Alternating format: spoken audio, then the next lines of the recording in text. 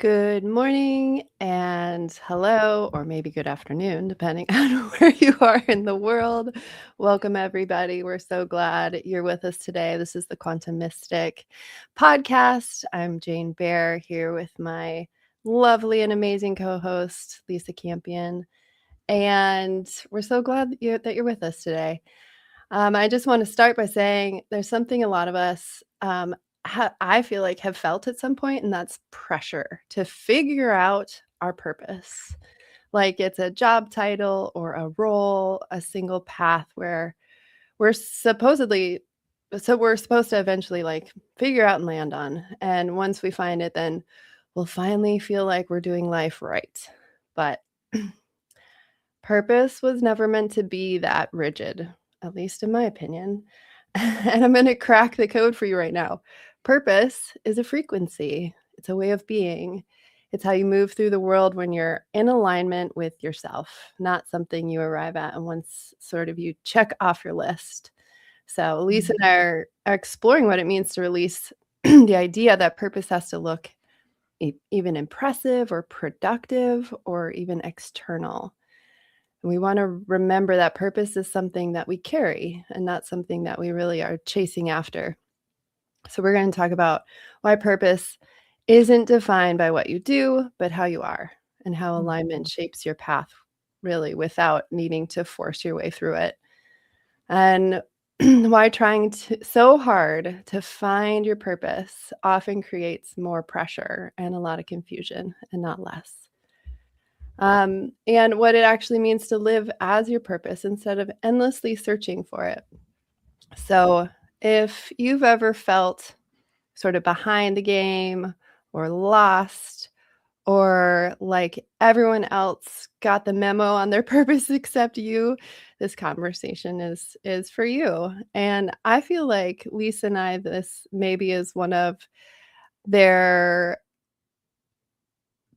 one of the questions that a lot of us that we both get a lot, whether it's one-on-one, working one-on-one with people, or we're teaching a group, or we're doing soul salons, this is a question that she and I get a lot. So let's dive in. This is a good conversation. Yeah, so good. And I just want to invite you, if you're following along, please comment, please share your experiences in the comment. Looks like we have, I think that's Rich Soul Plasma. Good morning to you. Yay. And our tech guy says the Facebook feed isn't working. So sorry about that. But hopefully you're watching us on YouTube or you're watching after the fact. And if you are watching, comment, because we love to hear your experience and really have a conversation. But yeah, Jane, I totally agree. Like this is like probably the single most question I've ever gotten asked as a psychic, which surprised me because I thought it would be like, oh, relationships or money, health, but it's purpose. And it just seems to like drive people nuts when they don't know what their purpose is. And I think the big confusion has come in thinking that it's like a job. Like somehow you become spiritual, you go through your spirit, you start your spiritual journey, you have your spiritual awakening, and then you have to quit your corporate job and open a yoga studio or open a spiritual healing center. And that is, that's not a job everyone can do. Like how many yoga studios and healing centers would there be on the planet if that was everybody's purpose? So it's not a job, it's so much deeper. I love what you said. It's a frequency. To me, it seemed like a state of being, like an aspect of our beingness, right? And the closer we get to living in our authentic beingness, the more we're just naturally living in our purpose, sort of unfolds in front of our feet in a very natural way. Because I used to say, as an example, you could take me out of my office and put me in McDonald's flipping hamburgers, and I'm going to still give people Reiki and talk to their dead grannies because I can't help it. It's just what I do all the time. It's just me being me no matter where I am. I think that's more like, for me, what purpose really is. Yeah, and I often say it's like it's your essence, it's your unique expression of the divine that's moving through you no matter what you do, whether you're working at McDonald's or, you're working with, billion-dollar clients. Like, it doesn't matter. Um, and and it's so just to kind of take that off the table, I feel like is a relief because if we say if you're living you're either living your purpose because you found the right career or you're failing, like that's a big I feel like people feel that way throughout their life, like they're failing Yeah. because they don't have the job, the career, the title, the role that they finally arrived at and they're living their purpose. But really that's such a narrow container for something that really is like an expression that's so much bigger. And I feel like, Mm. purpose isn't the what, it's the how. It's the quality of presence you bring whenever you're doing with whatever you're doing. And in that way, like two people, we know this to be true. Two people can hold the exact same job title, and one is doing it, and they're doing it completely differently. One might be doing it because it feels like they're doing it for money or obligation or just going through the motions when somebody else is like genuinely caring for the people in front of them. So it's like this. Yeah. And so that's and how, it's a completely different frequency. And 100%. let's see. Soul Plasma says, and who is Rich. Hi, Rich. I feel like my purpose right now is to learn.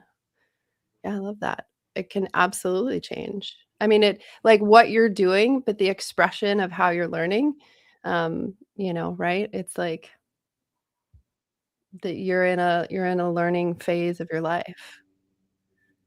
And I love what Schloop said here too. Like, we radiate who we are, whether we know it or not. That is super wise. yeah. And I think, sums up what we're saying exactly. And I feel like, you know, our purpose is sort of more like, I was working with somebody sweet, empath, just gentle, lovey, sweetie pie person who to me like felt like their purpose was to give love onto the planet, to be love into the planet. And she's like a kindergarten teacher, and she's like fosters stray cats and dogs, and she rescues houseplants out of the trash. You know what I mean? Like, this is so adorable and so incredibly important. And what purpose could be more important than bringing love onto the planet? It's right up there. And I just feel like sometimes our purpose is not, acknowledged as important by society. She was sort of her parents. She's young. She's like in her early 20s, and her parents are like pushing her to quit this job that'll never get anywhere and won't ever pay her anywhere, and like toughen up and go to law school. And I'm like, this little sweetie pie would like, that would be like this throwing the snowball into hell, kind of sending her to law school. And I'm like, no, like you can't, no, that's not going to work out for you, And I think a lot of times we suffer greatly. We're truly miserable, absolutely, truly miserable when we're trying to do the thing, be the thing that we're not, right? 100%. It's like the biggest misery we can have. So then the question comes like, well, how because society, we still do need to support ourselves and pay rent and do all these things. And so it becomes confusing. Like, okay, how do we live that frequency and pay the bills? I think that's often where people get kind of caught Yep. up. And It's tricky. so we're what we believe when you're in full alignment with yourself, with this purpose. It's like, basically what we're taught is that if you want a certain outcome, you have to like push for it. You have to push towards it. You have to force it, make it happen through sheer will. But alignment works the opposite. And when your alignment, meaning your inner state, actually matches what you're doing and how you're doing it, your path just starts to organize itself around that. And not because you're forcing anything. It's just that doors start opening and you don't even have to push at all. And so it's like you're not making it happen. You're just getting out of the way so that it can happen. You're getting out of your own, confines of what it needs to look like. Yeah. I think that's such a good reminder. And, you know, I also think too, like we can sort of broaden our definition of how our purpose shows up in the world, you know? So I know a lot of healer types because I train healers, because part of my purpose is to, you know, create an army of healers to go out there and save the world. And I've been doing that. I look back, I say that, you know, my mission in life is to create an army of healers to go out there and save the world. And I've literally been doing that as far as I can remember, you know, or working with psychics, healers, and empaths as long as I can remember. I've been doing that. And I think we can sort of find our purpose by looking, what's that thing that you've always done that you can't help but do. And because I work with healers, I see a lot of healers that are pretty placed in like corporate world. Like they have big corporate jobs, or they work in restaurants, or they work in places that are not a healing center. And I think that that's just fine. Like if you're going to be a light in the darkness, where better than a corporate world? You know, like sometimes we're kind of put on assignment. Doesn't mean you have to quit your day job and become, you know, uh, open a healing studio. Maybe you have that corporate day job that pays all your bills because that's the place that needs love, or that's the place that, you know, where you're meant to inspire. Because I think leadership, you know, it is a purpose. Some people have a purpose of inspiring and being leaders. Some people have creativity as a purpose, or caretaking, you know, or I mean, sort of an infinite variety of it. But you could have a caretaking, you know, purpose and be in a corporation where people really need help. You know, like sometimes we can just do that where we're planted in the world, that still gives us a paycheck that we can live on. Exactly. And it's worth saying, like, you're living your purpose through training healers and psychics, you know, and that's become like your mission. But I still agree, like, you know, it's your expression of how you teach and how you show up and how you communicate with your students, that's really that's the purpose. It's the expression behind the modality you're doing, but you still could be doing anything, and it can change, right? That has changed a lot. It has changed, and because you evolve as a person, and and what you like and what you don't want to do anymore, and so, but like your purpose is still the frequency behind whatever you're doing. Yeah, I often think that we also have like an outward facing purpose and an inward facing purpose, you know, and sometimes they're connected. They're related, but the outward facing purpose might be leadership, and you came here to change the world, and you're the be the change kind of person. And as an outward, and your inward purpose is like to learn how to receive love, or to, you know, experience relationship in a different way than you ever have, or heal your childhood wounds, or whatever it is. It's like kind of like an internal, when we turn our purpose in towards ourselves, sometimes it looks different than when we're focused it out on into the world. And I think people miss that sort of internal step because we think purpose is how we show up in the world. And I do think that's a part of it, but I also think we have like an internal purpose. And for me, like my external purpose has always been pretty easy. Like it goes well and things it's like kind of a flow, but the internal one is tricky, you know. That's where like my hardest lessons have been.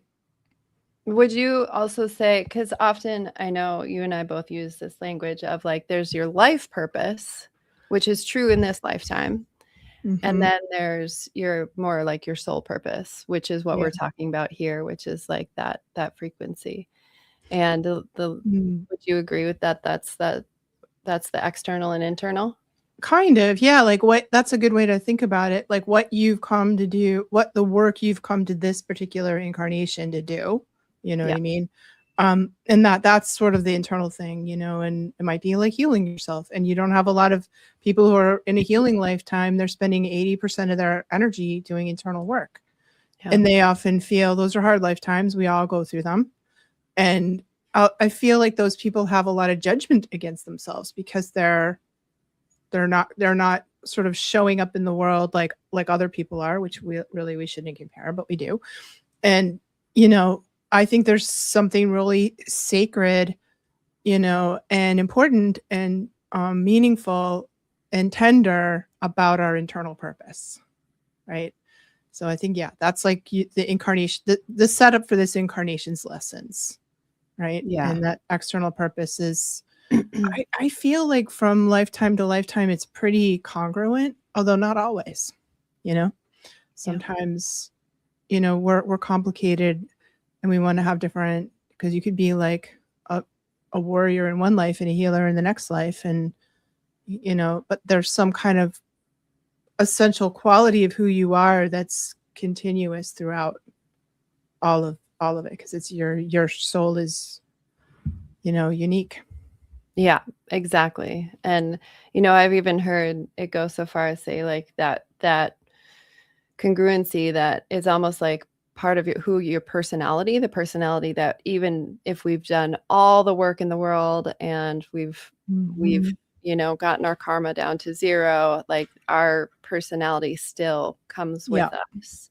That's right. Through and it's going to be slightly different because in this lifetime I'm female, next lifetime I might be male, like it's going to be different. But that does kind of go from lifetime to lifetime. And I do want to say, because I've heard this a lot, like the confusion of and sort of suffering around this topic is like finding your purpose or figuring it out can imply like that your purpose is external, that it's separate from you, that it's something you have to get. And if you don't get it, then there's something wrong with you. You failed life. Yeah, you're behind or you're lost, you're failing, everybody else has it figured out. So that's just like this loop of pressure that creates like this constant searching. And that's the thing that I feel like is most important to understand, is that that's not true. So, and that the pressure to find your purpose is often the very thing that's blocking you from feeling it, because alignment happens on an embodied level, right? Yeah. And when you're in alignment, meaning again, like that inner state matches what you're doing and how you're doing it.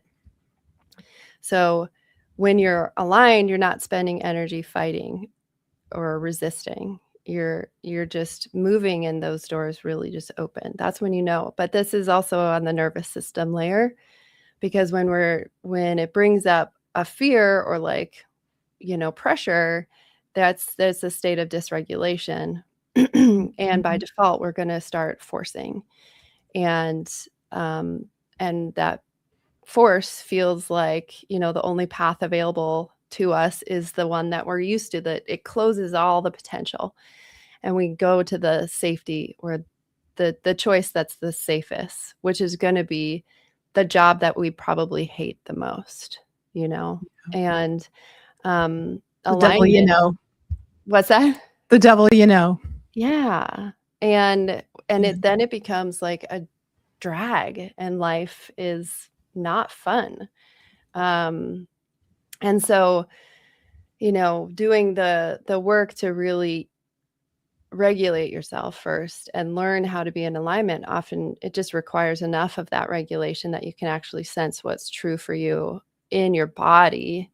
And in that way, alignment isn't just a mindset shift. It's like a felt sense capacity, and so when you're present enough with your body to know what alignment even feels like, before you can then move from that. So it's just a layer of like, this is always an internal job. All the work that we do. Oh, always. I'm really fascinated about sort of the midlife crisis, because I think a lot of times the midlife crisis is like really like the midlife readjustment, Totally. And because I think when we're in our 20s, when we're in college or whatever we're doing in our young adulthood, we're often you know, still trying to meet the parameters that our parents set for us or that society sets for us. Like we're trying to like do it right, you know, whatever the rules or ideas we have about what that is. And that's sort of, you know, and because we don't really know ourselves that well at that age, you know, we're like, well, I guess I'll go to law school. My parents really want me to do that. Or I guess I'll, you know, I think you get married and you have kids or you work some corporate job. Like you get the house in the suburb, like you do the thing. And then as we live and we come into midlife and we gain experience, we know ourselves and we do our inner work, we maybe realize that that the choices we made in our early life are not who we are anymore or never maybe were, you know? Yeah. And that midlife readjustment, quarter life crisis, midlife crisis is an opportunity to kind of, you know, really adjust and make choices based on who we know ourselves to be now as we've matured a little bit. And I just think it's sort of, although midlife crises are they can be incredibly painful to go through, they can also be so liberating. And I like it that we have kind of like a societal like out, you know, like we all know that's true, you know. So you could do a total like life crash and burn at 40 and people are like, yeah, midlife crisis, like it sort of sucks, but good for you, you know what I mean? Like that, thank God we have that little we're not locked into it forever, you know. A little excuse. Yeah. Do you wanna know something that's cool about, midlife crisis is that it's actually based on Saturn returning into the orbit from the day you were born, 27 Yeah. to 29 years, every Right. 27 to 29 years, so there's the first crisis happens when you're between 27 and 30. Right. And everybody had it. You were either, like, completely lost or you're doing a whole bunch of drugs or you were just, like something was a little bit crazy because you didn't Yeah. feel like and there's the 27 Club, you know, Yeah. all of these rock stars, and famous folk who died at 27. Right. That's Saturn return. And then the next Saturn return is 50 to around 52, and that's the midlife crisis. And so it's Mm. exactly what you're explaining, that it's like a complete life adjustment. Like, what am I doing with my life?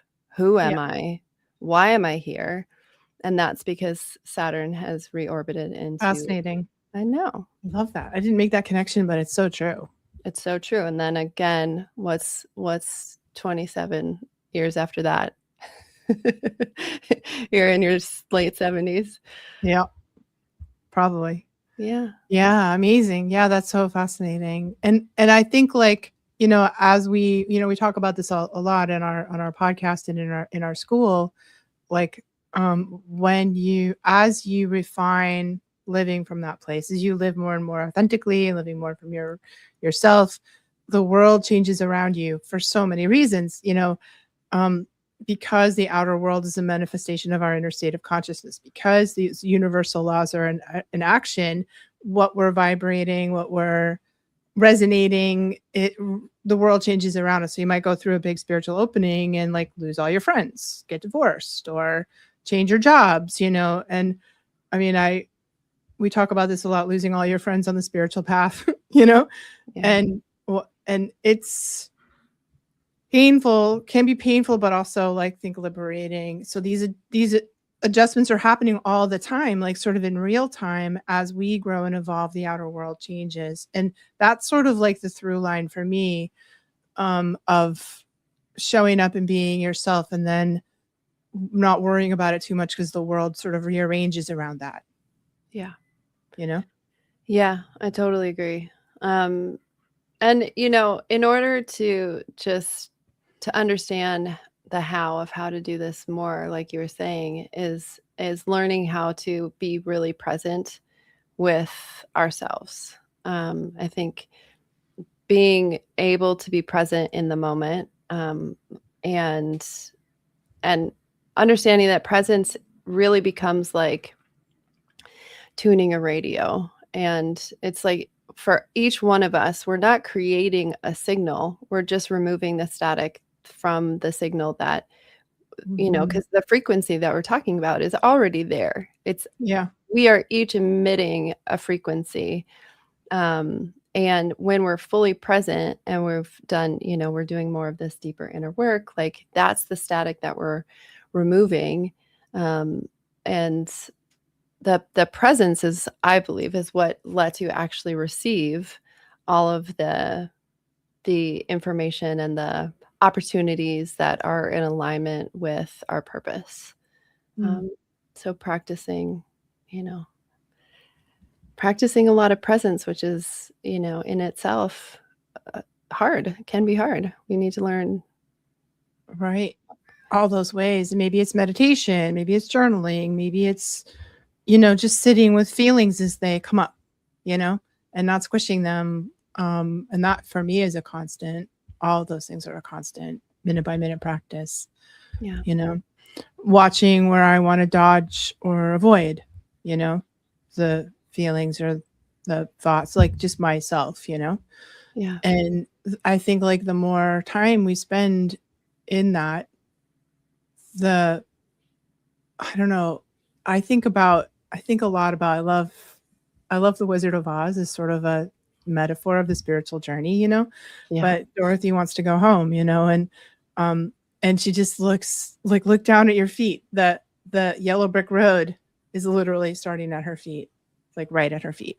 And I think, I love the red shoes. Like we could do a whole podcast on the symbolism of the Wizard of Oz. The red shoes is sort of the activated first chakra, right? Grounded in the body. And you just take the next step. Like I really, most of the time, don't know the long game plan here. Like but I always know the next step to take. Yeah. Like it's the yellow brick road. Look down and take the next step. And if if you're in alignment with yourself, and you're not out of phase with yourself, you're in alignment, it's going to be the right step. How could it not be? Yeah. And they're moving, I love that, because they're moving towards the Emerald City, and green, of course, is of the heart. So if we're moving like with the intention of an open heart, it can't go wrong. That's right. And so that with that, the invitation is to stop asking, what is my purpose? And start asking, how aligned am I right now with who I actually am? And from that place, you can easily make the next step, because like we're not missing it. We're not missing anything. We're already carrying it within us. And I feel like that takes a lot of pressure off. And, because you can be living your purpose in the conversations that you have, and just being present simply by how present you are and aligned with every single thing that you do in your life. And then you're living your purpose. That's right. Yeah. It's unrolling the yellow brick road is unrolling under your feet right there. Exactly. Yeah.